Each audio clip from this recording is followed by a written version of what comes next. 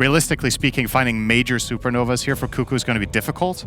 Start fights, reset fights, and go again.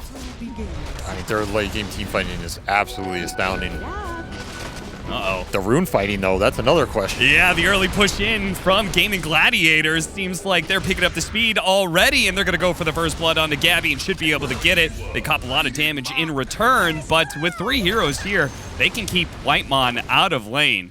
Meanwhile, the aggro tri-lane does manage to find its own kill, and Gabby is also very, very low. In fact, they're going to go for the kill. He's got 5 stick charges, but they couldn't get the toss backwards. They didn't even necessarily need it. Quill if they just hit a toss straight up in the air, they do manage to get it. Celery just ducks forward with the Enchantress's extra movement speed.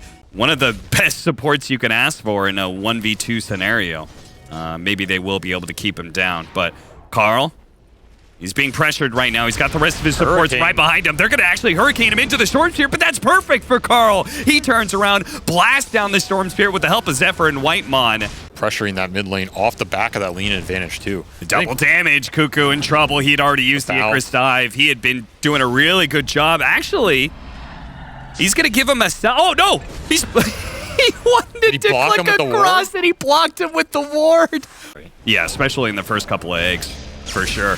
Storm Spear is going to be able to stop the shackles, but it's too late for Celery, who gave away a dominating streak over to Carl.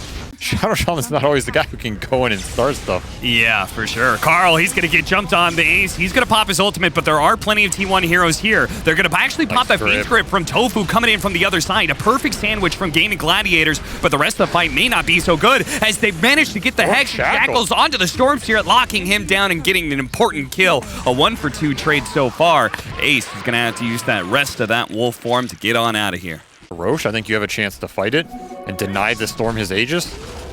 Gabby, he's a little bit low already, but oh, Boom actually ignores that, goes for Zephyr instead. With the Haste Rune, he doesn't give a damn about that Hex, and they're actually going to leave their Bristle back behind. Zephyr's coming back in. They're going to pop the egg now. With the shackles going out, Gabby's still alive. The egg is going to die, but Gabby, oh no, he got pushed back in. Great use of that owlbear by Celery to kick back the original kill they were looking for. 3 big pickups for Gaimin Gladiators. They picked themselves right back up.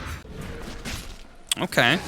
Don't hate it till you tried Zephyr, though. Interesting. Blink initiation onto the Storm Spear. That's a perfect one. But can they do the damage fast enough? The shackle, it's going to run out eventually. The BKB goes off. Boom's able to jump away. Boom's able to jump back in. Couldn't get the regen rune. That would have been a big pickup. Zephyr having some problems with some wolves here is going to be kept alive by his geek fam bro of Whitemon. They know how to make their lineups work. They know the weaknesses, how to itemize. Oh, they're going to try and go for the Bristleback. Bristleback didn't manage to turn around for a second, but the pullback was so long, Durantio got around him. Well, not bare knuckles. He's using a weapon. The guy picked up a giant log. Cuckoo. Okay, Shackles. Oh, see if he can get the dive away. He does. Zephyr, though, not so lucky. Doesn't have the same kind of mobility that the Phoenix has. So if you at least have Decrepify behind him and some life drain heals, then I bet Gabby would be more fine.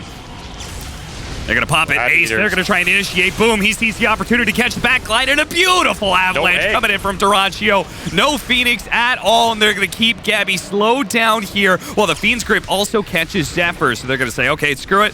We can leave the Bristleback behind for now. Let's make sure we get the Shadow Shaman. Durantio actually wants to keep going for it. Avalanche, maybe a toss back. Oh, the tree by itself and the toss isn't going to be quite enough, but they're going to turn around and start laying into the tier 3. This is the speed we were talking about. Gaimin Gladiators, they like being able to end games before 30 minutes. BKB going off from Carl. Tried to just push them out of the base. Delivers a hefty amount of damage to Celery. Now kicking Durantio back as well. Boom's going to reinitiate, and they're actually going to be able to bring down the Phoenix again. No egg for a second time. Boom, though, he's out of mana. Oh, no. Traded out for a Phoenix. That cannot feel good. Both cores of Gaimin Gladiators.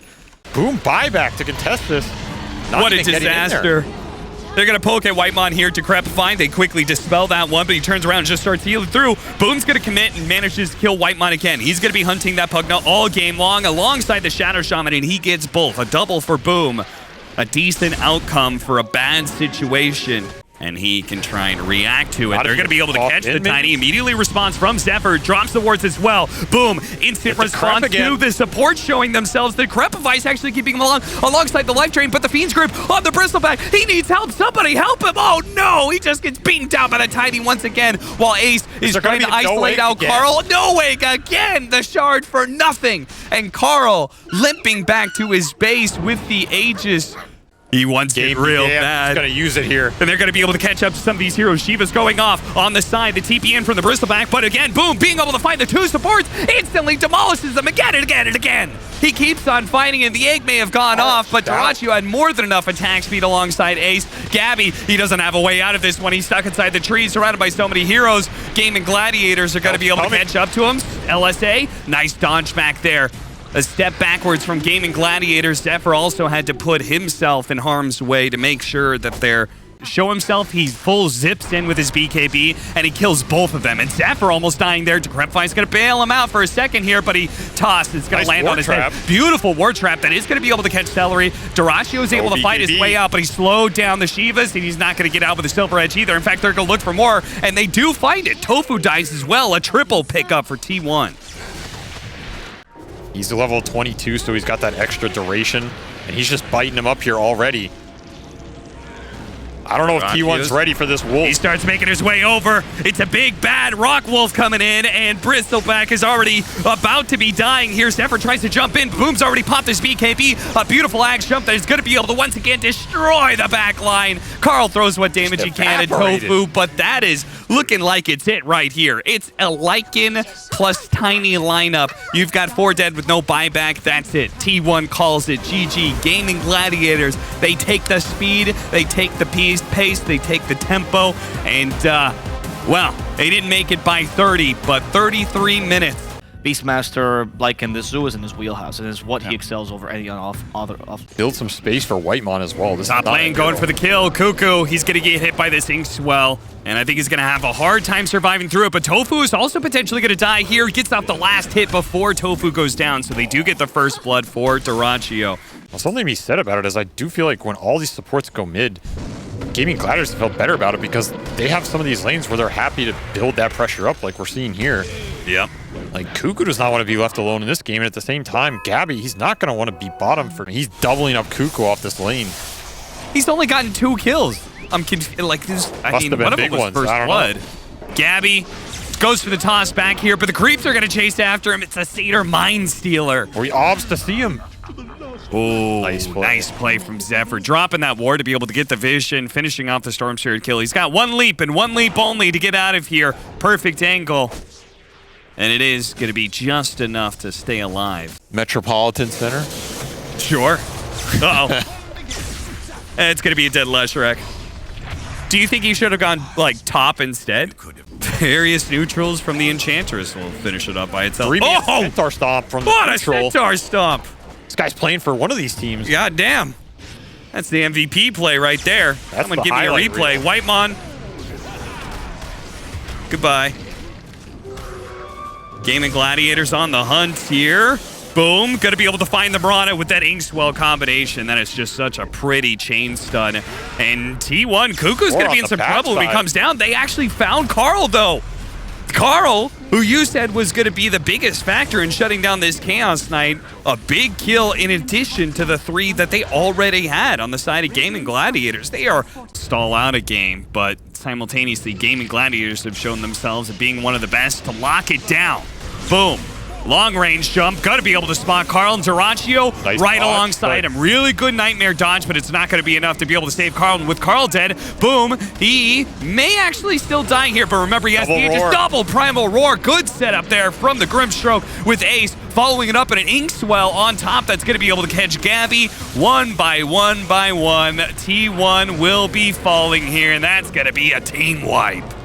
Yeah, he's an Enchantress, but maybe he should have a bit more fear. Yeah, they try and burst through the creeps, and they actually did manage to kill the creeps to allow the arrow to land. That gets the kill on Celery. Boom, maybe losing his Aegis here, but first Carl's going to go down. And now with the roar on Gabby, the follow-up Inkswell stun, Chaos Knight bolts. There's tons of stuns coming out from Gaimin Gladiators. Reality Rift with the bind coming in from the Grimstroke. Going to be able to catch more of these heroes, but the Moonlight Shadow allows them to slip away into the night.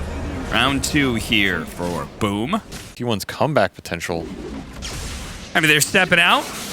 The moment they do, there's Boom.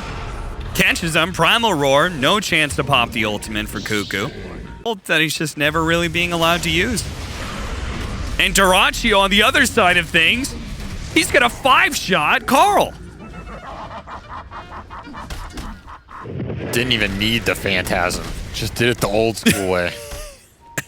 That's not gonna feel great. Okay, a good grip. okay, big kill. Oh, but Dyrachyo's in. Nightmare self-save, but the Inkswell stun still lands on it too. They are still dead. Yeah, you got me, says Boom.